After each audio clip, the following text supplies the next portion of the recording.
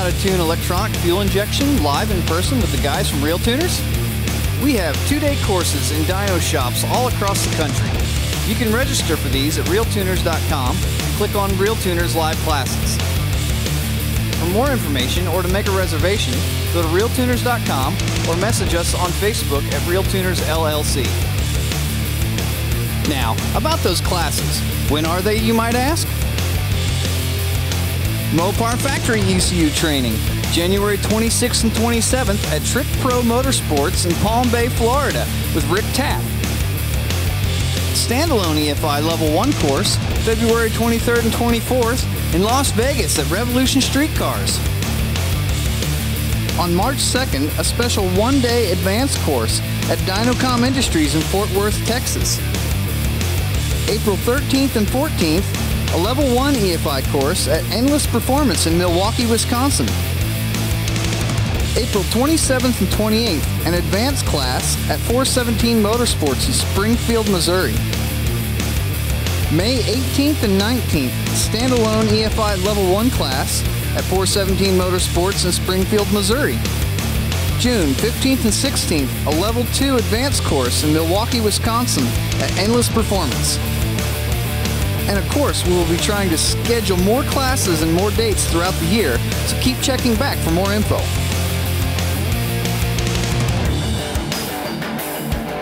Tonight's special guest, Barry Nicholson. You might know him from New Orleans Street Outlaws and Discovery Channel's No Prep Kings. He's got a car called the GodFather. It eats a whole lot of nitrous, spits out a whole lot of flames, and gets down any road in the country, prepped or unprepped. This thing is fast. And tonight, he's going to tell you a little bit about no prep racing. And as usual, we have our normal panel of hosts. Rye Clem from Clapped Out. Bill Fowler of Big Hat Racing.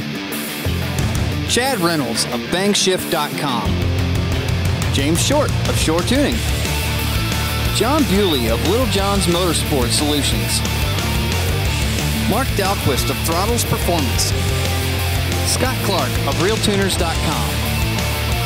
Scott Evans of Helix Tuning. Tom Sewell of Fuel Injector Development. Dan Parker, the movie star. He's blind in one eye and can't see out the other. And possibly a few of our previous guest hosts will pop their heads in and chat as well. And as always, thanks for tuning in. Now let's get this show on the road.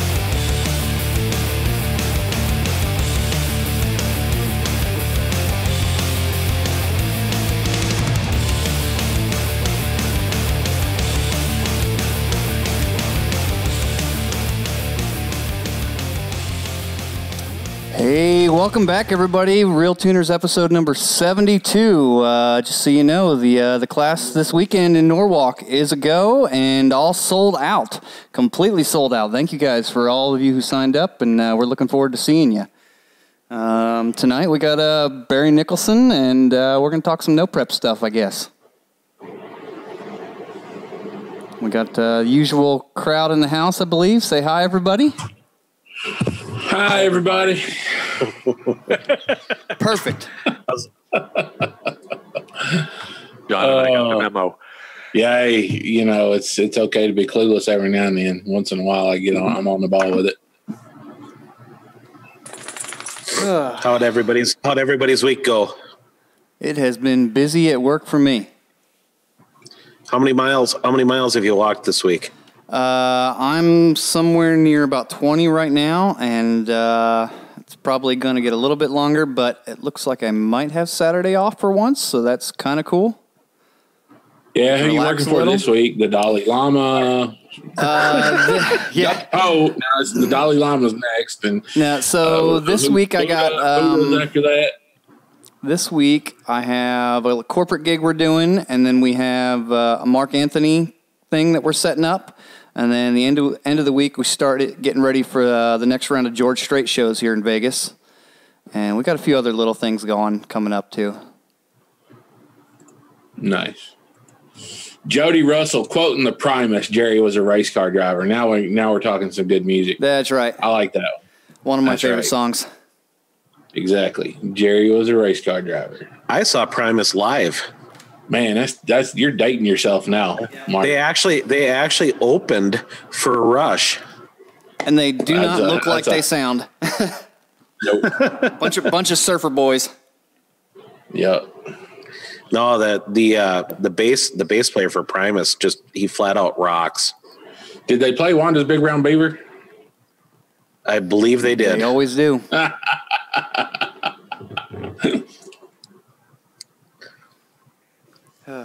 So we've got Barry Nicholson here, and I don't have cable. I don't have a satellite. I have antenna TV. I have no idea who Barry is, but apparently you have a very fast Camaro. You there, Barry? Depends on what day it is. Oh, there we go. It depends. Depends on what day it is. Yeah. So Barry, for the other three people that don't have actual TVs, along with Mark, would you mind giving us a little bit of background on you, kind of how you came to have this monster nitrous Camaro and competing with all the other big boys on things like the New Orleans Street Outlaws and then the No Prep series more recently? Well, to kind of start it off, been racing for probably 20 years now. Just started out with just, tinkering around with cars. It's always been, a hobby of mine. I didn't grow up around cars. Nobody in my family could ever afford anything like that, so I didn't grow up around it or anything. I migrated west a little bit through Mississippi and wound up in Summit, Mississippi. And one of the local tire dealers around the house, he had a bunch of race cars. He still owns a bunch of race cars, and I started hanging out with him, and he corrupted me somewhere along the line. That's the way it always works. Yeah. So it's kind of grown from there. My first car was a '67 Camaro. I built it, a little small block Chevrolet, and built my first real race motor, and it's progressed through the years. Right now I own a '68 Camaro. I've actually owned 3 of them within the past 4 or 5 years. The first one that I started on Street Outlaws New Orleans for the first season, it was a back half ladder bar car, a stock front suspension and all. Had a little 565 big block in it, and we started racing it, and it was nowhere near fast enough. We did okay, but so how much of the racing? How much of the racing is real racing versus drama for the TV show?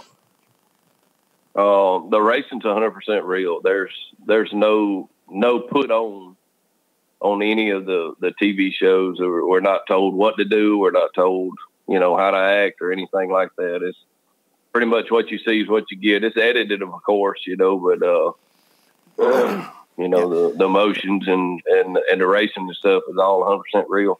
Yep, the road is legally acquired as a film permit, but it's still real racing. That's correct. We run low 4-second cars on the street, and that's a fact. I don't know, a lot of guys haven't seen, but September of 2017, I had a really bad wreck in Oklahoma, filming for Cash Days. And, the roads are closed. There is a fire department and an ambulance on scene, for shit happens, Thank the Lord they were there that day, because I spent a week in the hospital and totaled the car. Had the same conversation with my wife for about 3 days. And finally got my eggs back in the same basket. But the roads are closed to the public. They are permitted for the night, and stuff like that. But they are 100% true streets, We raced season 1 at the pad in New Orleans. I don't know if any, That is a street that might as well be a track at the starting line, because they race there like every night, and there's a lot of rubber down at the beginning of the line. But once you get out there a little further, it's just like any other road. So you can launch hard, and then all of a sudden all your traction goes away. It's a whole nother game. That's correct. That's correct. It is. You know, the first 60, 80 foot of that road is nothing but rubber. But everything after that is strictly asphalt. And we raced down there for season 1. Season 2, they had some permit issues with the city of New Orleans. And actually in season 2, we moved to a road that's about 45 minutes from my house, just north of Columbia, Mississippi. And it was a true back road, just straight asphalt. It turned out to be a killer road, but man, that thing was a tuning nightmare. Yeah, I think those of us who watched the show were kind of curious where that road actually was. Since it's actually a bypass road that goes from nowhere to nowhere. It does. It has. They spent millions of dollars building that road, and it actually goes through one of the city officials' land. And I think that's why they built it, so he could get paid for all the land they got. But it actually goes from nowhere to nowhere. Which makes it perfect to use as a road you're going to rent and shut down. And all those it was the only bad thing was with some big ditches on the sides and nothing but trees after that, you know. So there's probably a 10-foot ditch on each side of that road, and you really had to keep your shit together or you'd be in a really bad spot. When they were go ahead, please. Yeah. So, you know, we started, me and Kai's known each other for a long time. When Kai actually won his first cash days, you know, I was working on his car. I've been, you know, building and tuning cars for quite a while. And he was a Boilermaker. And he was working, and we tested the car the weekend before, and he hurt the motor. And, of course, he had to work, and I got elected to fix his car and try to get it ready to go to cash days. And he actually went over and won cash days with it. So we was pretty happy with that. And he started going and, you know, racing some more. And, you know, me and him's been really good friends for a long time. Kind of hit and miss there. You know how friends are. But that's kind of, you know, I'm a racer, been a racer, and been doing it for a long time. So we put together a group, and that's how the New Orleans show came to be. It was actually really hard to find enough people to get that, you know, get a group big enough, you know, to put together and have enough cars. Not a lot of people wanted to do it back then. Everybody wants to do it now, but not a lot of people wanted to do it then. So, season 1, we went out with the back half car. We did okay. It's kind of not the performance that I wanted to put on, you know. So, when the first night, first filming, we had the little blue probe, lost control of his car and cut me off, and we actually ran into each other. Or he'd come into my lane, and I jumped in front of his car. So that messed my car up pretty bad, and we started looking for another car. I have that. That was a back half car. I have that picture in the rotation of our slides right now. Somewhere in there, you'll see it. You'll see a picture that looks like it's being taken from the finish line angle, and you'll see a car coming across. That was it. That was the Jerry Bird Blue Probe. Yeah, that's correct. Yeah. So when that wreck happened, we started looking for another car. I knew at that point, you know, we're going to be racing cars that were not quite like mine. You know, mine was a all steel car, still had the headliner in it, everything. Beautiful car. And after that happened, I started looking for something else, you know, and actually started building another car that absolutely nobody knew about. I'm talking about nobody knew about it. It was hid, and nobody knew about it. So when season 2 come around, we come out with a totally different car and a totally different attitude, and we did really well. We did really good. We went undefeated all the way through the season 2, The only loss I had was when I raced Kai on that street over there, and he beat me by like 3/4 of a car.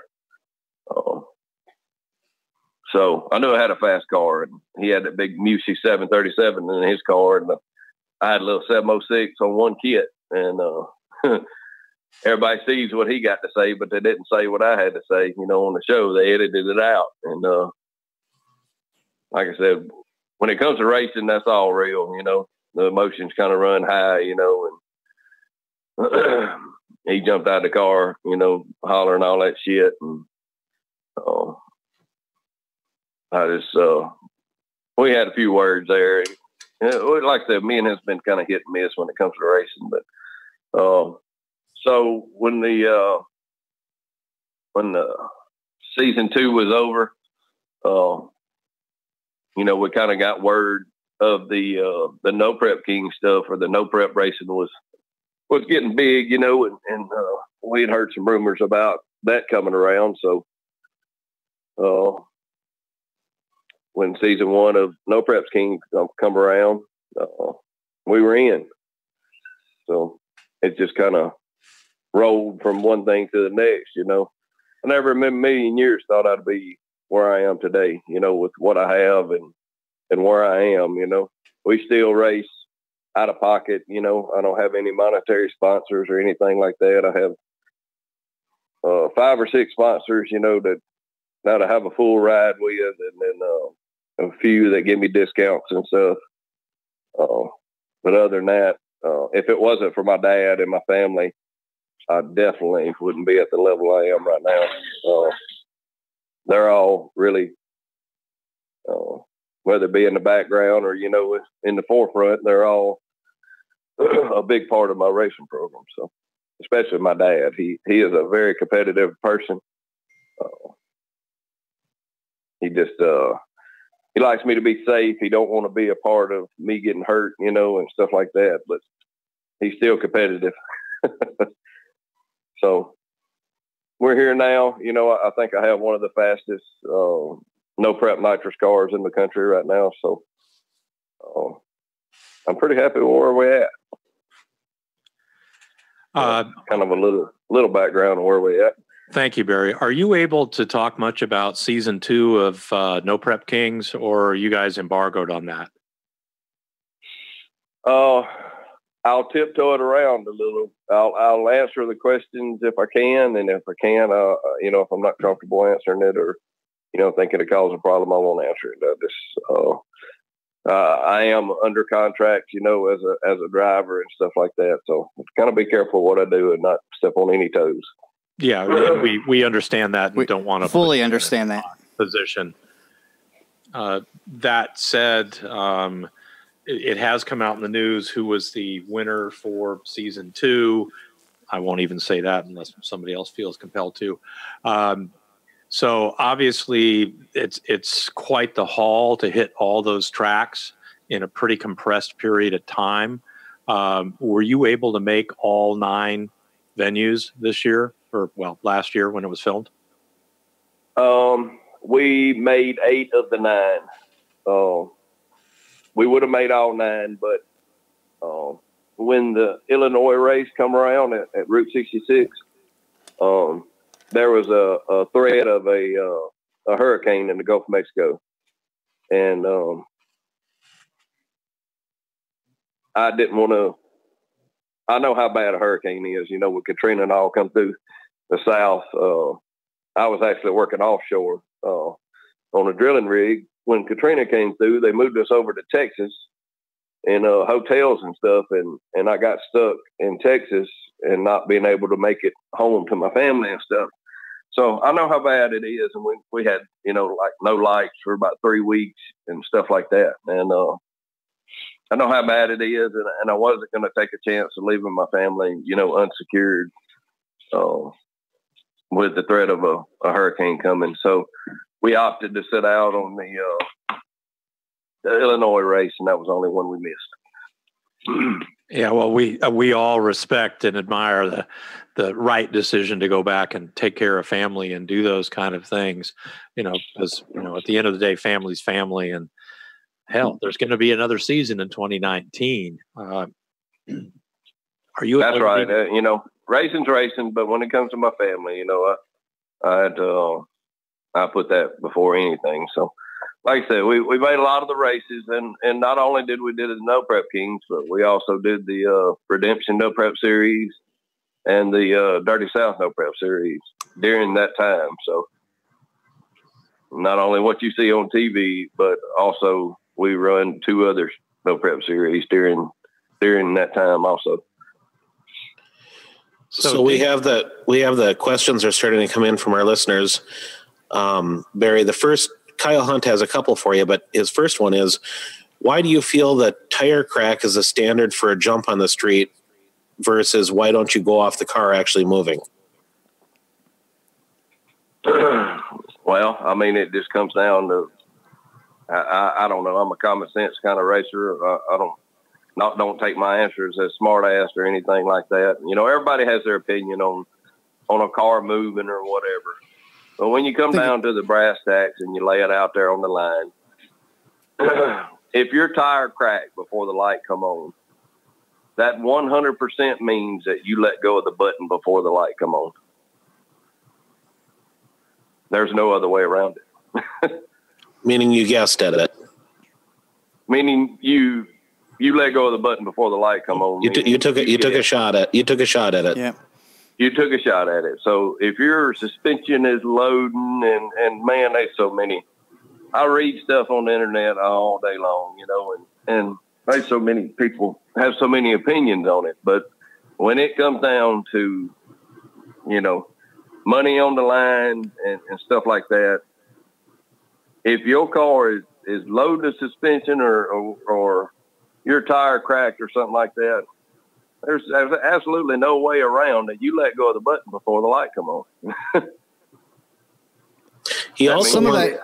Some of that will come down to whoever's putting on the event may dictate whether it's an actual physical front tire has to move or whether it's, hey, something else in the car has moved. Some of them say any little movement of your car, you disqualified right there. Some of them say the car has to physically move forward and they watch the front tire, but it's more often the rear tire crack because of that exact reason of, hey, that's a guarantee you tried to leave before that light came on. It wasn't actually on when you went to go. And to them, that's saying, hey, you're trying to get a jump on. The light. Yeah. That's why why there's no staged lights like there is in a regular race where it drops the bulbs down. You have a reaction time that you can actually follow with those bulbs. Part of that 000 light that you're shooting for is the reaction of knowing that timing between all those lights. But with a street race with a single light that comes on, the idea is to be as fair as possible and leave only after the light comes on, which means that you have to not react until the light actually turns on. Am I a bad guy for not agreeing with that in any way, shape, or form? Yes, Chad. You know what they say about opinions, Chad? Yep, they're like assholes. There's a million of them everywhere. Yeah. But you know, it is, you know, dictated on, you know, most all your street races have a race master or, you know, a light guy. And, you know, at a legit street race, we always go over what would be considered a jump and what wouldn't be considered a jump. Yeah, and here's why I don't agree with the tire deal is because I'd like to introduce Barry to the infamous Chad Reynolds. Sorry guys, I'm late, but yeah, nice to meet you, Barry. We you know, we've been street racing for 100 years, right? So I mean, not me, but you know, in general, right? So for 100 years, people have been street racing, and only in the last 10 have they had a video camera that fits in their pocket to be able to tell when the tire wrinkled. So we did all this racing for all these years without it being on the tire and instead being about the car moving because you got people standing there. So that's the deal for me. And it also depends on where you're running, because obviously if you're running, one of JJ's races, it doesn't matter because it chases a race, so who cares? And that's his way of getting rid of any of the drama surrounding it. But, if you're running in Oklahoma or, with the 405 boys, then they're all about the tire wrinkling, so But it's 6 of one, half dozen of the other. At the end of the day, it's still racing, and that's all that matters. So. That's right. That's right. You know, like I said, it's different in different ways. Most of your street races, you do have a race master and a light guy, and he should, tell you what the rules are, and you got to go by them rules, And, the light is, you have to have something to go by, or you'll have people just leaving when they want to leave, and you gotta. I don't know. Well, along those like lines. I said, you can race in different parts of the country, and people's gonna have different rules. So, I mean, well, and the light makes it different than an arm drop, because we used to. Again, that's another deal. We used to race, here in Northern California, we raced arm drop until a buddy of mine built a Christmas tree that we used out on the street. Right. But, arm drop, there's a million ways to jump on the arm drop. And so that was the whole idea of Pinks. You had your buddies doing the arm drop and you were owning everybody, Yeah, that's right. That's right. You knew exactly when he was going to drop his arm. Oh yeah, because my buddy Josh would be my starter all the time, and he was the worst.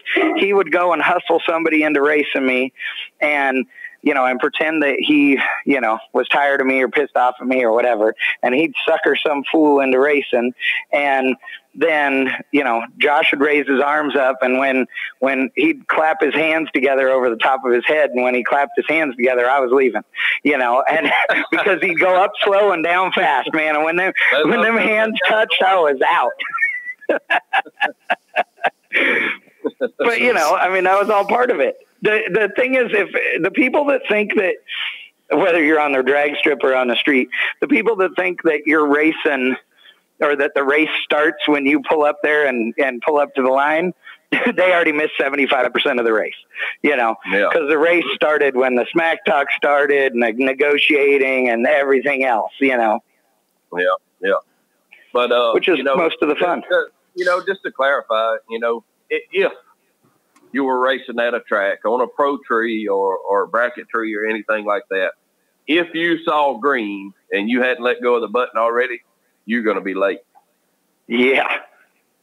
That's a whole different story. And that's the difference between the track and the street. The track, you have to see the light. You don't have to see the light at the track. You can go on the yellow because the reaction of the car to break the beam is going to take that little bit of time for it to change to green. That's the idea of hitting the 000. Yeah. On the street, you have to see the light. That's why a sportsman tree is 5/10 and a pro tree is 4/10, because they figure that it's set up so that you leave on the yellow, and the average reaction time is a half second.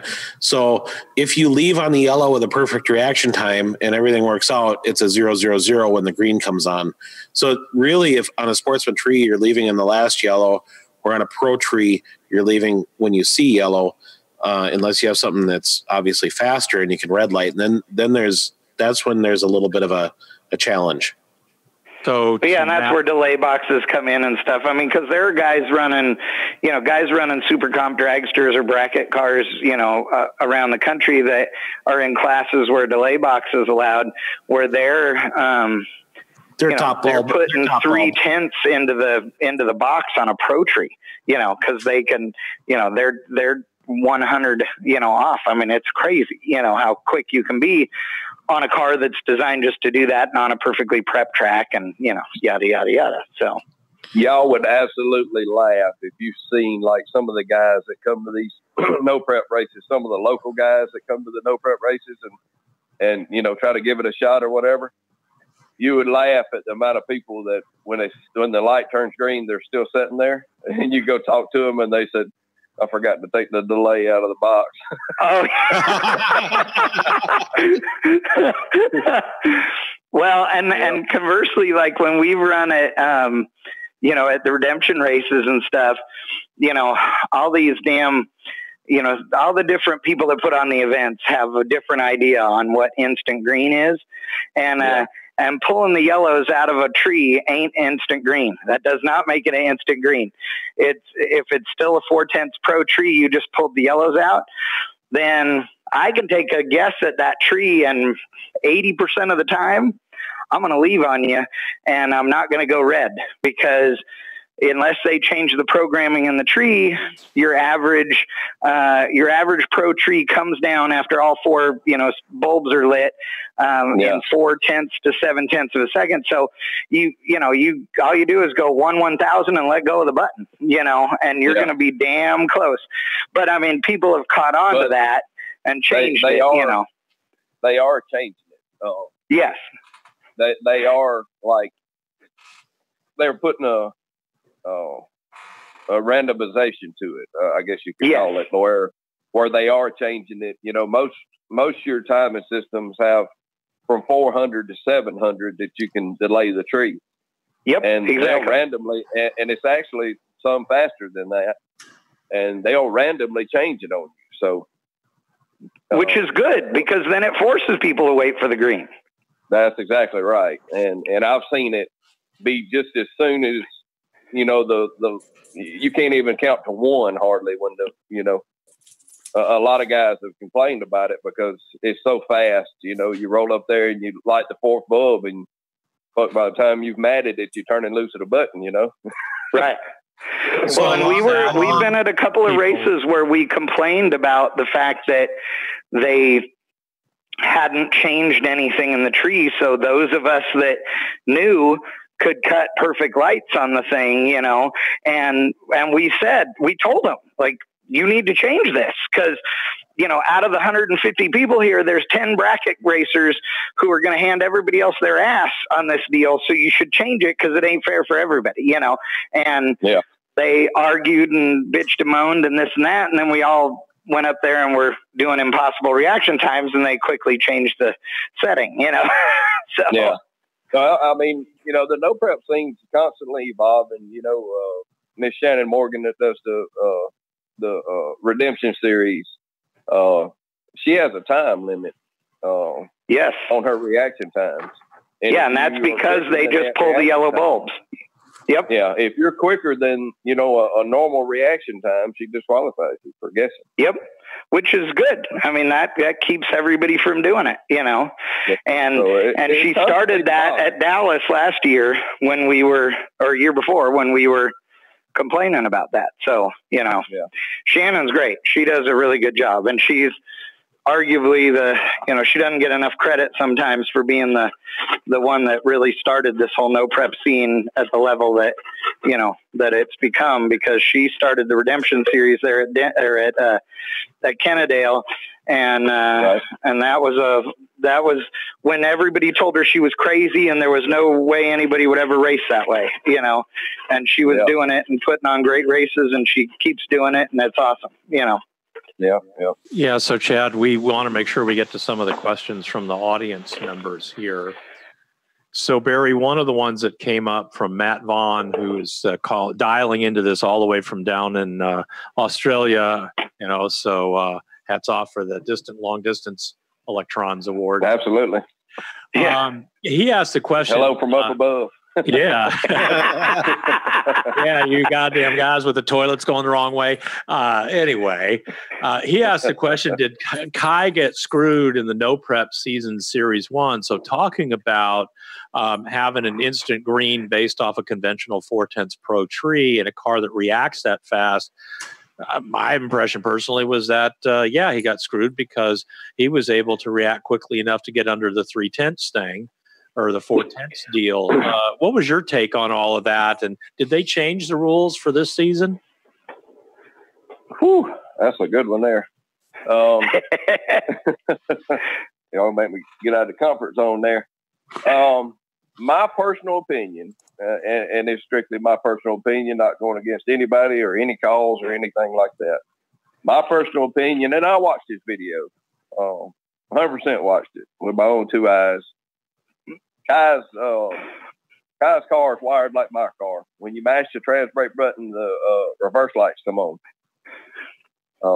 We try to get the cars to, as correct as we can. And when we mash the trans brake button, 90% of the time we're backing up. So, or either on the trans brake. So his white lights come on the back of his car. His car, he left.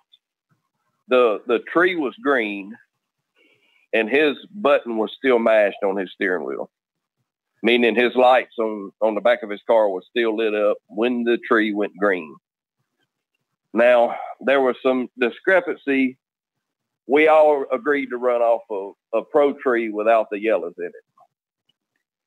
And that's where the discrepancy come in. Now, as far as agreeing to run on the pro tree, as far as the timing systems go, he did red light. But as far as instant green, you know, his car was sitting dead still, and he was on the trans brake when the green light come on. He was still on the brake, and he didn't leave until after the green light was on. So, in my opinion, it was kind of a not very clear, you know, if we're running off instant green, or, you know, if it was the tree was set up as a pro tree, but, you know, instant green is instant green, in my opinion. Kind of like the flashlight thing. Somebody's going to have their opinion, and, you know, there's going to be another opinion. But my personal opinion is that his car was sitting still, and just my personal opinion, he did not red light. So we've got my buddy. I agree. We've got my buddy Jeremy Lee out of Bismarck, North Dakota here. He's a chassis builder and does some pretty nice, he does beautiful work. He's wondering what the biggest thing you've learned racing on the street or no prep versus at a well-prepped racetrack. What's the biggest thing you've learned? Power management. Oh, man, it's like I said, I grew up grudge racing on prep tracks. You know, here in South Mississippi, there's not really, you know, I could go to different tracks around the country, and every single track's going to be different, you know. Just learning, like my car's still old school. You know, I don't have traction controllers or anything like that on my car. I got a grid, and I got speed wire nitrous controllers, which everybody knows is time-based. So just going from one track to another, I really have to learn what track will take what, you know. And it's just a tuning game, you know. I play with my grid a lot, and I always try to get my nitrous on as fast as I can get it on. Right now, we turn on like 4 systems in 1 second, you know. And they're pretty big kits too. So playing with the grid, the launch retard, you know, the timing and stuff like that has been my biggest learning, you know. You can quickly make small adjustments at different tracks, wheelie bar heights, tire pressure, and stuff like that. Will overcome, you know, one track to the next without making some major chassis adjustments. I think you answered. Go ahead. There's a pretty good question asking about kind of relating to the engine side of things, you know. Gregory Breton asks, how often are you breaking down the engines? How often are you having to rebuild things? You know, we're talking about cars that are 440, 450 in the 8th mile. It's not slow cars. These are cars that make some steam behind them, and cars that make steam require more maintenance than, say, your average 13-second daily driver. You know, so how often are you having to work on this car when you go out and you race? How often do you check the head gaskets? How often are you checking valve lash? How often are you changing oil, changing transmission fluids? You know, what's your kind of routine? Holy crap. How often do you got to go over the chassis and tighten up bolts? This is a absolute, this season 2 was an absolute grueling season. We traveled from East Coast to West Coast twice. We're talking about, and like I said, I did some in-between racing also at some of the other series that I support. So I started season 2 with a 752-inch motor, and right a week before Bristol, I went to a no prep race to Dirty South No Prep Series over in Hattiesburg, Mississippi. The one Scott Taylor does. And in the burnout box, we broke a rod and completely destroyed the motor. And we're talking about a week and a half before Bristol, the $200,000 race. And man, that was just crushing for us because, like I said, we raced out of pocket, you know. And we had a week and a half to find another motor because we messed up the block, the crank, the heads. It broke a valve off, crammed it back up in the head, you know. So the maintenance routine is pretty grueling. I change my spark plugs every single pass almost. I may put 2 or 3 passes on a set depending on, you know, how the weather looks and stuff like that. You know, if I pull one out and it's clean, then most of the time I'll run it again. But 90% of the time I'm changing plugs every pass. About every 10 passes, we change the oil. Every single time I crank the car up, I pull the valve covers, check the valve lash. I check springs, and we have to prime the motor every time we crank it. So doing that, you know, every single round, pulling valve covers, changing plugs, changing oil every 10 passes, transmissions, they eat themselves up every now and then. So luckily I do a lot of my work. You know, I could pull the transmission apart or change a stator in a converter or something like that. We're just, it's a no sleep kind of deal. I promise you that. If you do it by yourself, you know, most of the time I got a 17-year-old son that travels with me. He hands me tools and stuff, but other than that, you know, we're out there scrounging, you know. My dad, so he comes when he can. A 45-minute changeover is really busy. Absolutely, man. I had to change. I make 1 pass on my bottles because it uses upwards of 4 pounds out of each bottle on each pass. So I run 2 bottles in the car. So we change bottles, we change plugs, fuel up, you know, and get the battery on charge. And that's all in 45 minutes between rounds. Do you have a shout out or anything in terms of who you use for fuel or some of the other people that have helped you? Because that's a grind and an incredibly hard thing to do, especially if you're going to, you know, make 2 or 3 laps and that kind of thing. You know, what have you found has been working the best? And, you know, we're not exactly a sponsor-free environment. We're an open environment. So if you want to, you know, call out people that have helped or things that are working, you know, everybody who's listening would love to hear that. Yeah.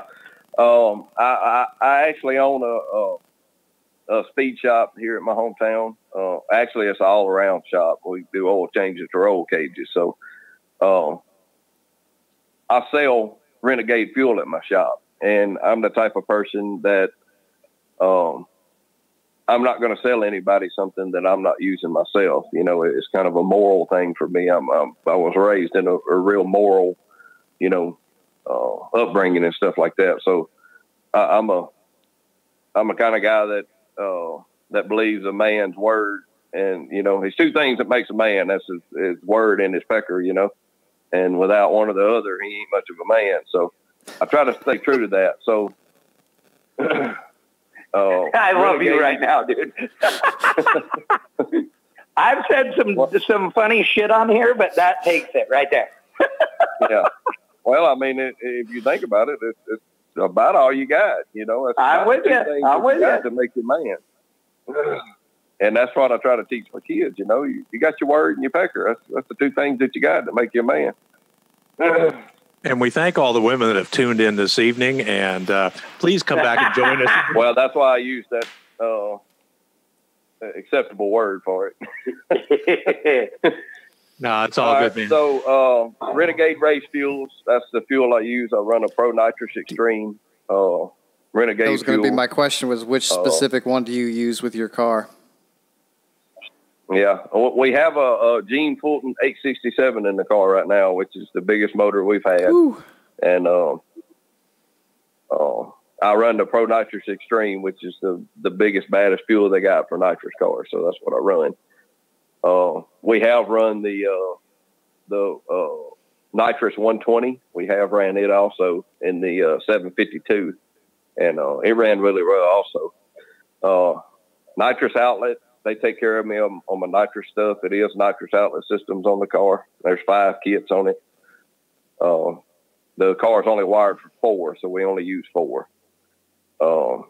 If you had that racing engine, Shannon Morgan and Bud Morgan, they help me out with my engines. How much power do you think you're making with those on a competitive effort? As Bob Dylan is asking, it seems like most competitive guys are making 2,000 plus. Birdman says he was over 3,000. What are your thoughts on that? As long as you're talking about your engine builders, let's show them off a little bit. Yeah, where's the starting point to be competitive? Go ahead.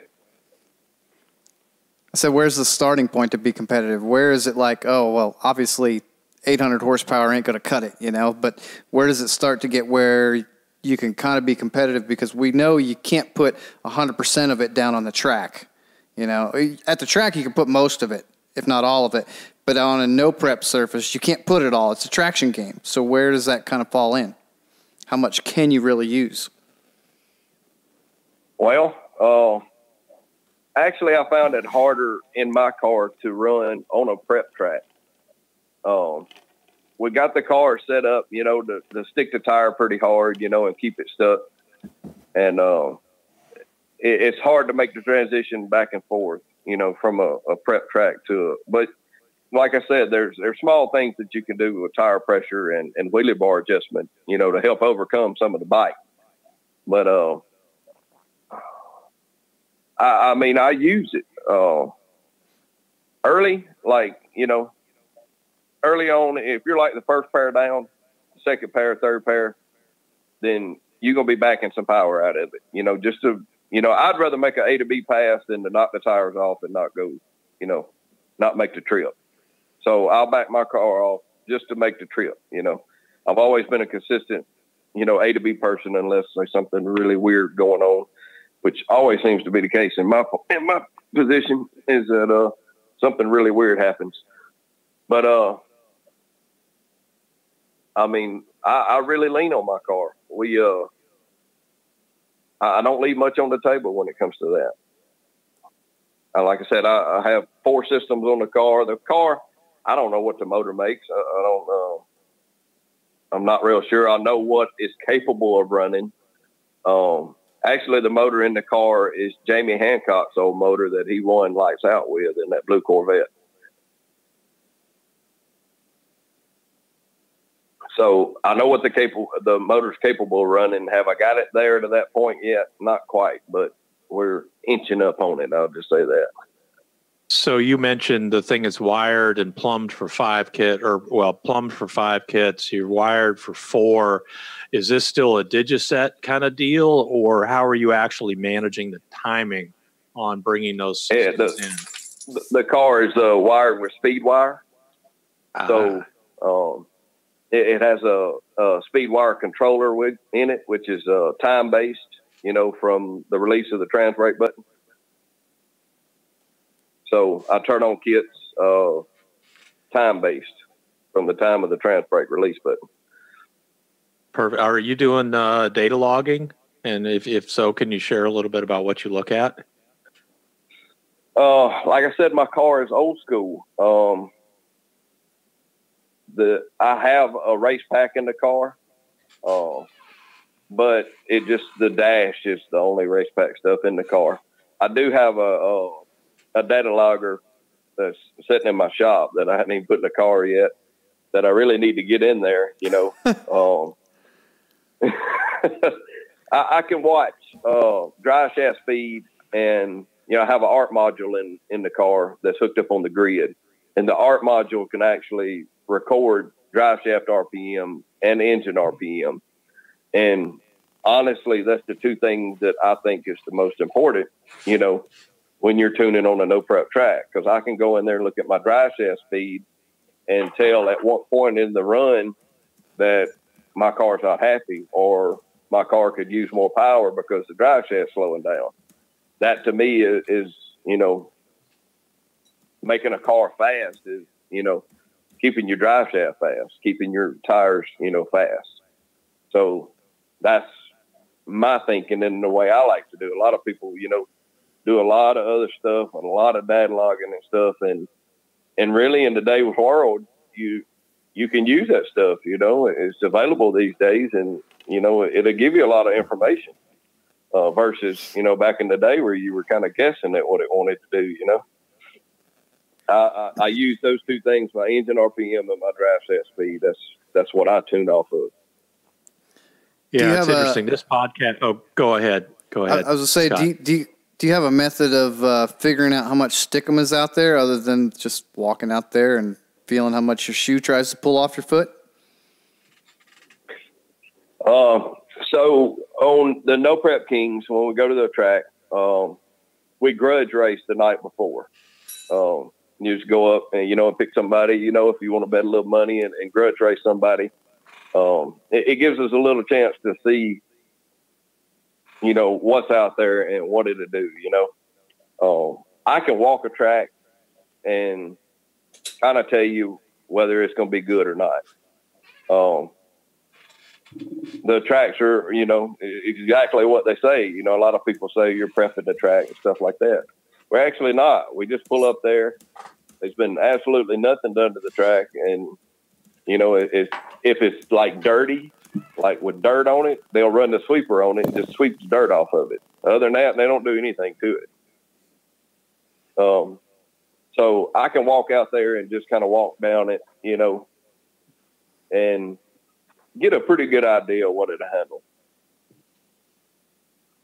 That, in my view, is just completely awesome because that goes back to, once upon a time, the guys who were the barnstorming match racers around the country, pro stock guys and some of the funny car guys in the early days, had to do that. You go to a track, track prep was non-existent in those days, and it brought the crowds out. And it's very interesting to see now what you guys are doing is bringing the crowds out again, because people want to see, man versus track with machine, sometimes a little bit of man versus machine to get that down there. Yeah. I just saw a picture go by with your somebody's beam splitter that said the Dickinator on the front. I'm not sure if that's your car or that was Dictator.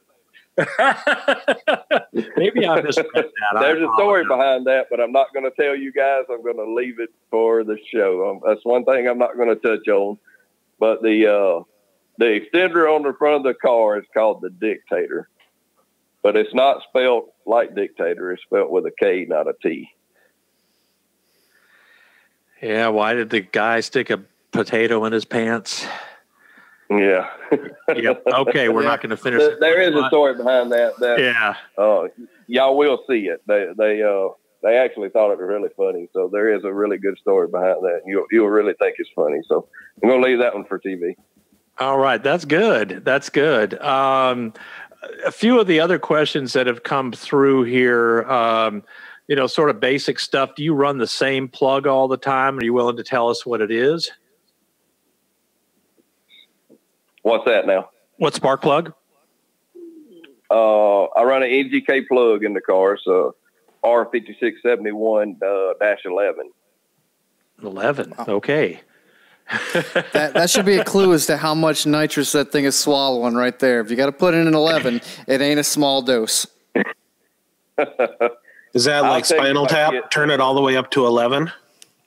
Yeah. They always ask me how much nitrous do you use. I said all of it. Yep. Said you have two. I run a 10 plug in the small block in the wagon right now. So yeah. Well, he said two bottles. So my tune-ups right now is, I'm pretty hesitant about changing my tune-ups. Once I get it where I like it, like I said, I use, launch retard and stuff like that. With the grid, you can go in and pull time and wherever you want it and stuff like that. So I use that a lot. But my tune-ups right now, I leave the line on a 36 jet at 0.6. I turn on a 34 jet, 0.8. I turn on a 28 jet, and 1 second I turn on another 28 jet. Wow. and I still have another 26 jet in the car that we're going to use on season 3. So that's a little spoiler alert there. Wow. And they will be, there'll be a 200-pound difference between the turbo cars and the nitrous cars this year. Season 2, just to give you a reference at how hard it is to get a nitrous car competitive, is that your single turbo cars, just say Birdman and Larry Larson, for instance, they actually weighed less than I did. So, no kidding. That's why Larry went single turbo. Went to the single for the weight break. Didn't realize it was that much of a weight break. That's interesting. It's fascinating that actually, the no prep it's a 100-pound weight break. So you guys get 200 pounds next year? Yeah, they added 100 pounds to those guys and knocked 100 pounds off us. So there'll be a 200-pound difference.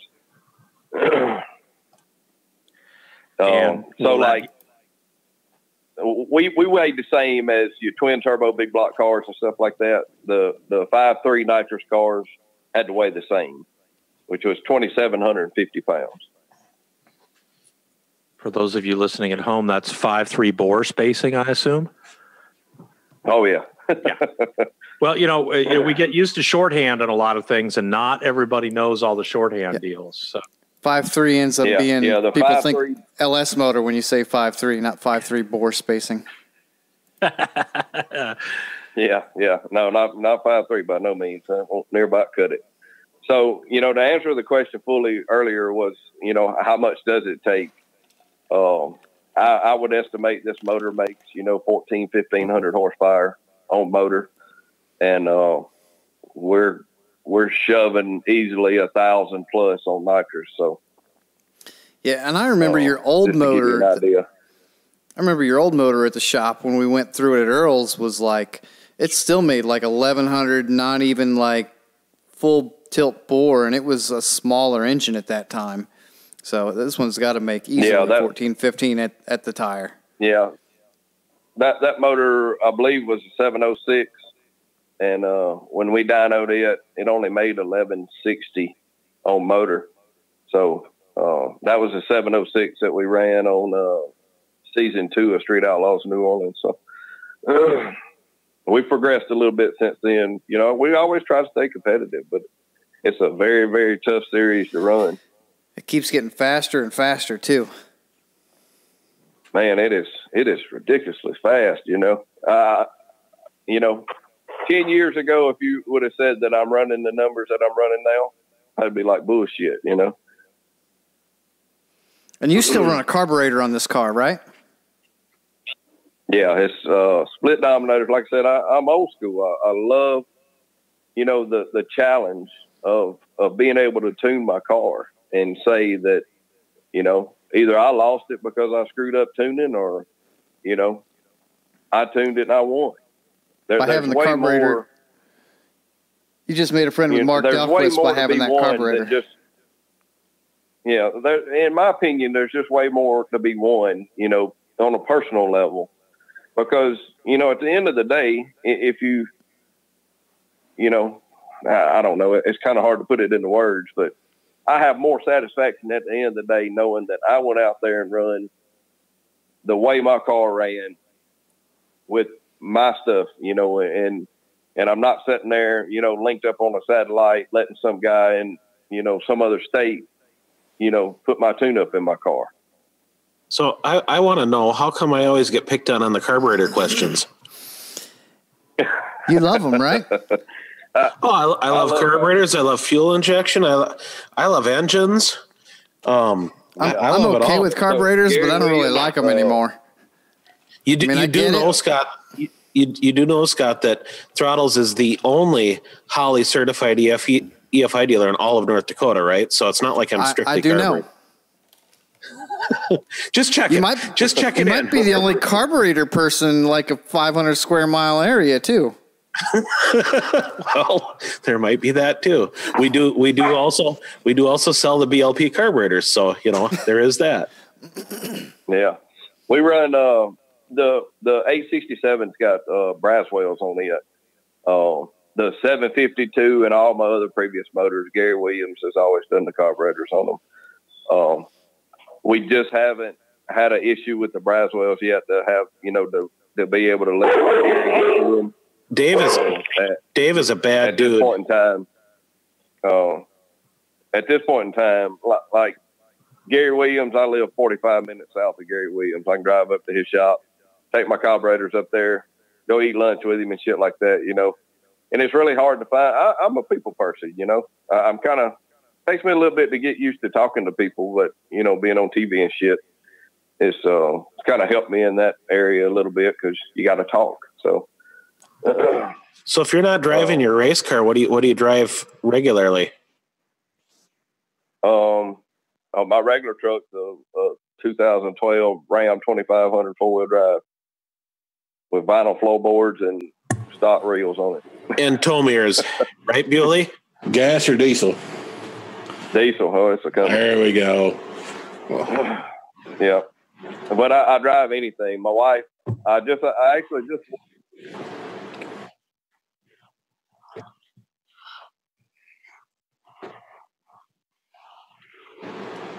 I think we're bitching. Yeah. Yeah. So your truck has got the official John Bewley stamp of approval. Yeah, exactly. Seal of approval. Yeah, I've got a 2014 Mega 3500. Yeah. So is it automatic? I have a 1987 Chevrolet 454 powered square body dually, and I'm the only one of all y'all that lives in a place with actual hills. I don't understand why y'all need that power. Hang on for a minute here. Everybody makes fun of me because I always ride, the Dodges have the flip up mirrors and everybody talks about the Beavis, he's running around with his shirt over his head, with his look at me, I'm a Dodge. Talking about the mirrors. And everybody's always picking on me. And I always tell everybody that truck stays hooked to a trailer more than it don't.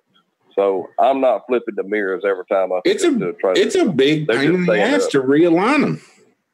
Yeah, you have to. They're not in the same position when you flip them up and flip them down. So I mean, when I left my shop today, it had a trailer behind it. I brought it home. When I finished up at my shop, I moved it out to my house because a lot of customers don't like their stuff to be, sitting around. So I move a lot of stuff, a lot of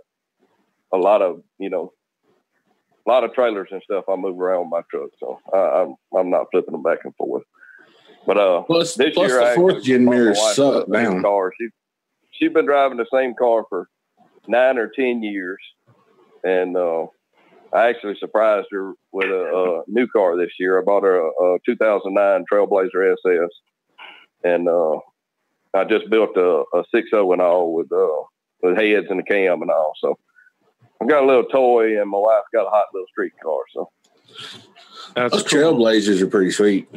Yeah, RealTuners is proud to announce its Dodge trailer mirrors class that we'll be providing y'all on February 30th coming up. That'll be at the Little John's Motorsports shop, and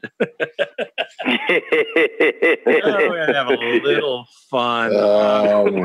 Yeah, I know. Make fun of the mirrors. Yeah, Barry, going back to the hardware side just a little bit more, only because I spent a good part of the day at Hughes out here in Phoenix today. Whose transmission and converter do you run? And are there any secrets you're willing to share on how you can get a car that makes that kind of power, especially a nitrous car, down these funky roads as well as you do? Well, when it comes to street racing, there's, I don't know. It's so hard for me to answer that question. To answer your question directly is I run Neil Chance converters. I do a lot of, I run a bolt together converter. That way, if I think, something's not quite right, I don't have to send it off to have it, another stator put in it. I can put my car up on the Pro Jacks, jerk the transmission out, change the stator, put it right back in. That's actually what happened at the Bristol race was we tested at Brainerd on the way to Bristol, and it was blowing through the converter. So I pulled the converter out, and that was literally the first passes on that 867. And when I got to Bristol that night, we pulled the transmission out, put a new stator in the converter, put it back in for the next day. We was racing the next day. And the stator happened to be a little too aggressive, and it bogged the car really bad. So Neil Chance does the converters. It's actually one of his billet aluminum converters in it right now. And that thing was absolutely ridiculous on price, but it's well worth it. And we have BTE is right here in Mount Olive, Mississippi. I run their transmissions. We actually just built a new one in the car, which has a inch and 3/6. Well, it has the big shaft, the Sonax, what they call the shaft. The monster big shaft. Input shaft, and it has Turbo 400 output shaft. All the one 3/16 input and the Turbo 400 big output. Yeah. We went with that setup because everybody's hollering you need to go to a 2-speed 400 and all this. And I keep asking why, because you can get the same gear set, the same output shaft, the same input shaft in a shorter case, less weight. I can do the exact same input, output, and the same gear ratios in a Power Glide. So that's what we did. And it turned out to be phenomenal. We actually talked about a lot of that in one of our previous episodes. If some people want to understand the differences of why to go 400 versus why to go Glide versus when to switch to a 2-speed 400, or if to switch to a 2-speed 400. We actually talked to Earl about that stuff a whole bunch, and a lot of it comes down to weight. If you're a light car, Power Glide. If you're a heavier car, you might need the 400. There's a lot of factors in there, but that's one of the biggest ones is just weight alone. If you're a lighter car, Glide is definitely the way to go. Yeah. Like I tell everybody, there's a lot of guys that I help around my house and stuff like that. And they're stuck on the old days where like gear ratios and stuff like that, you had to have gear in a car to actually get the damn thing to move because the motors didn't make no damn power. So, that's not the case these days. You got small blocks making, ridiculous fucking power. So power's not an issue where you have to have so much gear in the car. Like I run a 3, what I got in the car right now? I actually got a 410 in the car right now, I think. But I have run a 390 gear in it. On the street, I usually change the gear to, soften it up a little bit, but still be able to make some wheel speed,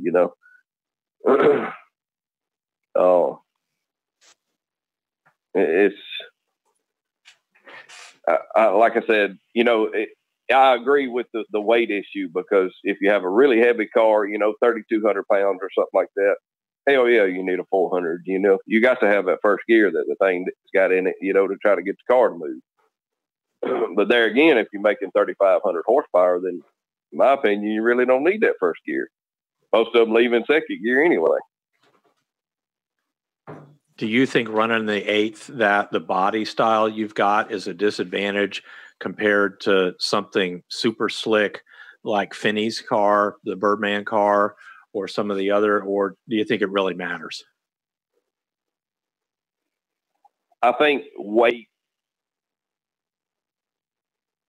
the weight issue is where it makes a bigger difference than anything. I have a big 10 spoiler on my car. It's probably, it's only 3 inches off the ground. So, as far as aerodynamics and stuff like that, one car is just as good as the other. It comes to power weight ratio. You know what I mean?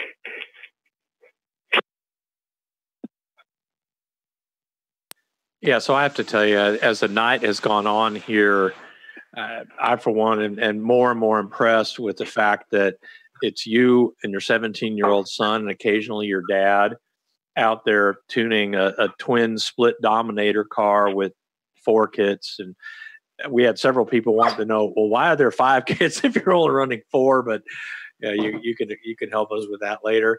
It's simply because the nitrous controller in the car only controls 4 kits, so I have no way to turn on the 5th kit. I could wire up a digit set and stuff like that, but like I said, the race schedule was grueling. There was 2 sections of it where I was gone for 4 weeks. I lived in my motorhome for 4 weeks. So we'd go from one track to the next, camping out in fucking Loves and pilot truck stops. And if the track would open up, let us park in the parking lot, we'd be out there in the parking lot, for days.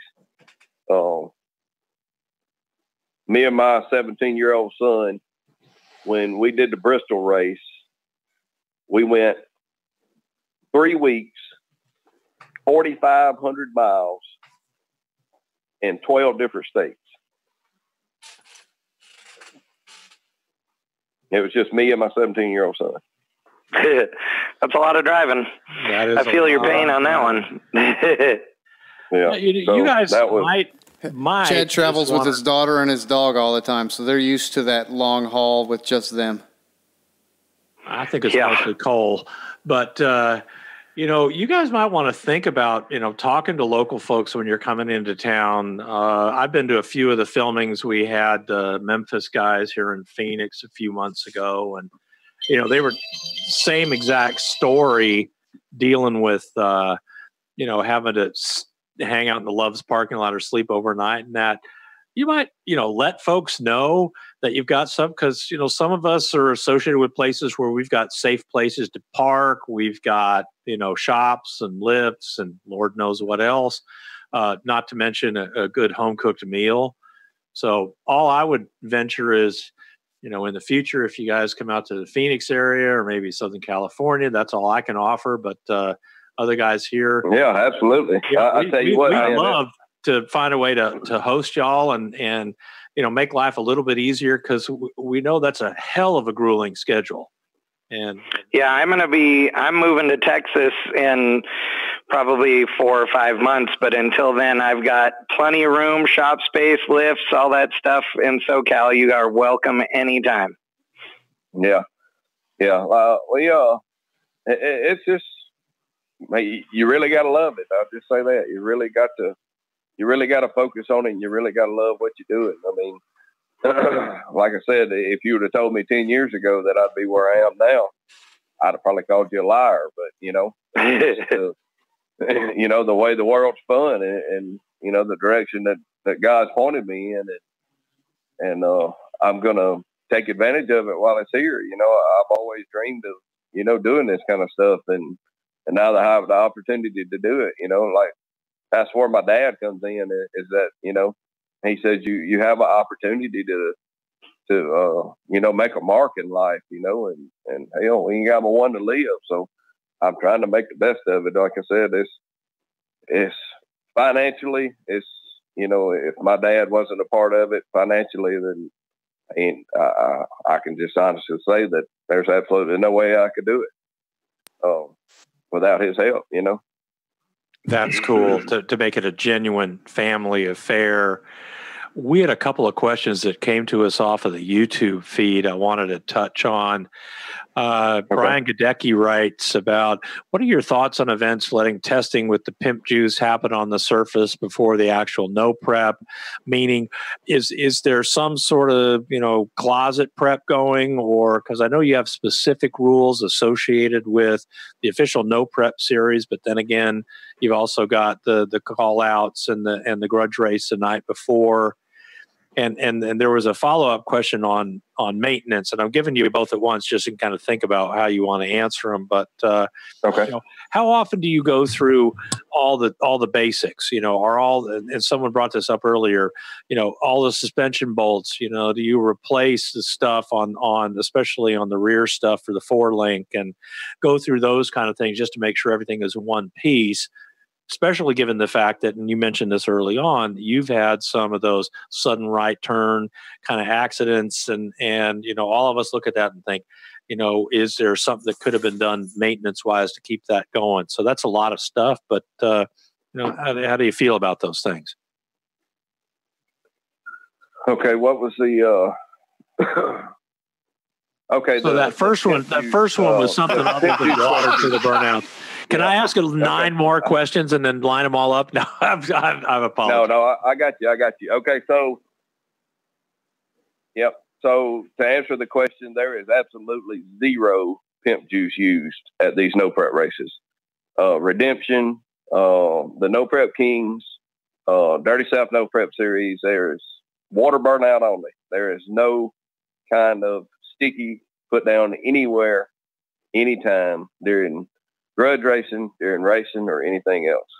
So we just get that all off everybody's mind. There is zero. Well, and at the redemption race, you can't even do a burnout past the starting line. Shannon doesn't let you do a burnout past the starting line because they consider a burnout past the starting line to be prep. So it's crazy. You can roll past it. You just can't do burnout under power past it. No, you can't even pass it. They didn't even let you roll past it last time. Wow. No.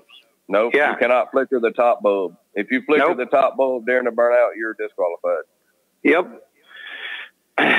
And Dirty South, they usually do like a vote. If the track's really, really, really shitty, you know, and like I gotta be like really shitty, we'll take a vote on it whether, you know, everybody wants to do a burnout past the tree or not. That's, you know, if you're on a really bad track, then, you know, sometimes you really need a little help there. You know what I mean? It depends on the track, I would say, but there's no, you know, burnouts past the tree and stuff like that. In the No Prep Kings there is, and at Dirty South No Prep Series there is, but redemption is 100%. You can't even turn the top bulb on during your burnout or you're disqualified.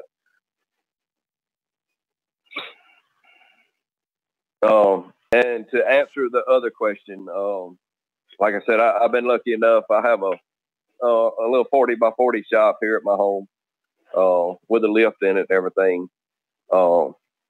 We try to do as much maintenance as possible, you know, on the car, checking stuff. When my dad comes to races, if you've ever been around me or my crew during, like, at a race or something like that, you'll see me working on the car over everybody else. I don't even like people putting in spark plugs in my car because I've had somebody cross thread a plug into my car in my head one time, and it just, you know, it infuriated me, you know. And I've had simple stuff like a plug wire coming off or something like that, and I blame myself because I didn't go back and check the stuff. So if you ever see me in the pits, I'm on top of my shit, and I don't let nobody do nothing. So when my dad comes to races with me, he actually walks around with wrenches, and he just checks like fittings and stuff like that. He just all the time walking around, and he'll just put a wrench on a bolt and just bump it, you know, and just see if it's tight or loose. And if he finds one, he walks over to me and says, "Hey, Barry, this bolt right here is loose. You know, what do you want to do about it?" And you know, because when it comes down to me getting into the lights, if there's a question in my mind whether something got done or not, then I hesitate. But being that I've done everything, I know in my mind that it's done, you know. So, you know, in between races, if we have a time to come by the house and throw the car up on the lift, you know, I do. My dad comes over, you know, and that's like his thing. He goes over all the bolts on the car, and he's always just putting a wrench on it somewhere and just touching a bolt, you know, and that's kind of what we look over and check. When I bought the car, it was a dated car. The car was actually built in 1995. And I actually took every nut and bolt off this car, everything on it, everything that I could unbolt and change, I changed it. So I know that when I started, you know, racing this car, that I mean, it had a Dana 60 rear end in it, and I pulled that out and put a 5.9 in it, you know. I know in my mind that I've went over everything. Just, you know, he goes over and checks all the bolts and shit. So hopefully that answered the question. Yeah, Barry, that more than answered the question. I got to tell you, I think anybody who listens to the podcast tonight or listens to it in the future, the thousands of people that'll download this, they're going to hear an awful lot about just how real a deal this is, how hard you guys are working, all the things that you put into the blood and the sweat and the tears and the money and the family and everything. We really appreciate you taking the time to be on with us tonight. Give us all the information. Yes, thank you very much. It was awesome. I appreciate y'all giving me the opportunity to be on here, man. I'm trying to, you know, I unfortunately I wasn't, you know, an instant star or anything like that. So it's really taken a lot of work. You know, me on my personality, you know, I'm a pretty shy person, and I don't just go up and, you know, talk to a big group of people or whatever. But, you know, over this period, I've really, you know, like I said, I grew up in a one red light town, literally a one red light town, where my grandma's house, my aunt's house, and our house were all in a line, and there was a path through the backyards where we walked to each other's house. Literally, the grass wouldn't grow where we'd go from one house to another, you know. My grandma cooked supper, you know, and stuff every day, and that's just how we grew up. We went to my grandma's and ate every day, and you know, bless her, she's still alive. She's still in the same spot that I grew up in all my life. So her and my grandpa are both still living, and we're really blessed to have them, you know, in our family. And that's just where I grew up, and that's how I grew up. So, you know, going and talking to people, you know, on TV and in a large scale, I was really not that guy. But, you know, over the past few years, I've really, you know, tried to turn that around and be more outgoing. So, like I said, I wasn't an instant star. I'm a pretty shy person. So, you know, having this opportunity, you know, to be able to talk and, you know, people hear, you know, me as a person, and, you know, I really appreciate the opportunity. It makes that connection. And to misquote from the movie The Graduate, the one word of advice I have for you is merchandise. So I believe he has a bunch of it from what I could see on his Facebook. Let's get it out there and get it on there. It's very cool stuff, guys. You got a chance to hear from Barry tonight. Get on there, get some of that GodFather merchandise. It's very cool with the purple on black. Make sure you get some of those things. You know, support these guys that take the trouble to be on here when they should be home wrenching. No, I'm kidding. Anyway, thank you very much. Scott, do you want to take us on out? Yeah, thanks everybody for coming out. Thanks for all your support. We'll see you here next week again, and have a lot of fun. Go racing, make friends. Remember, we all like to have fun at it, so just do what you can, and thanks again, Barry. Yeah, y'all guys have a safe race